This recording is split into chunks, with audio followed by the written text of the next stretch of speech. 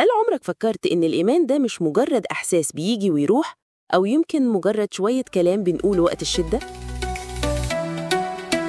بلاش تحتار، هنساعدك تختار المنيو، وقتك دهب، اختار اللي ينفع. أهلا بيكم في المنيو. هنلاقي إجابة السؤال ده في كتاب النهاردة. طب إيه أهم الحاجات اللي لقيناها في الكتاب ده؟ أول حاجة لازم نعرفها إن الإيمان مش مجرد شعور عابر، ده واقع حقيقي وثابت. ده عامل زي الأساس المتين اللي بتبني عليه حياتك كلها. بالظبط زي لما تبقى متأكد 100% إن كلمة الدكتور صح وهتاخد العلاج وتخف.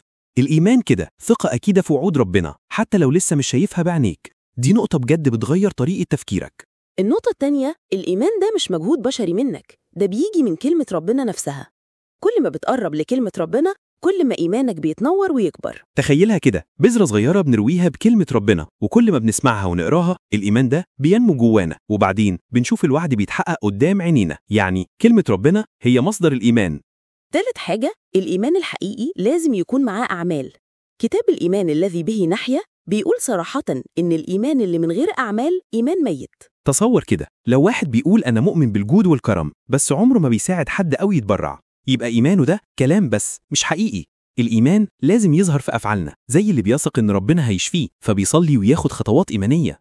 رابع نقطة، وعود قابلة للتحقيق. لما بتؤمن أنت بتتحرك في طريق الاستقبال. الكتاب بيوضح إن الإيمان ده هو القناة اللي من خلالها بتيجي استجابات ربنا لحياتك، سواء شفاء، حل المشكلة، أو أي حاجة وعد بيها ربنا ليك شخصياً.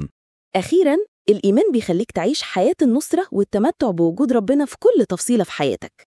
بتقدر تواجه أي تحدي بثقة لأنك عارف إن ربنا معاك. بالإيمان بتقدر تشوف المستحيل بيتحول لحقيقة، وبتقدر تكون سبب بركة وتغيير لكل اللي حواليك. الكتاب ده فيه كنوز كتيرة هتفتح عينك على مفاهيم جديدة ومدهشة. خلينا ناخد فكرة سريعة عن بعض العناوين الشيقة اللي ممكن تلاقيها فيه وتغير حياتك. الإيمان والمعرفة، إزاي الإيمان بيكمل اللي بنعرفه. سلوك الإيمان، خطوات عملية عشان إيمانك يكبر. بر الإيمان، يعني إيه تبقى بار بالإيمان. هل الإيمان ممكن يكون هبة من ربنا؟ عمل الإيمان، إزاي إيمانك بيترجم لأفعال. قياس الإيمان في جسد المسيح.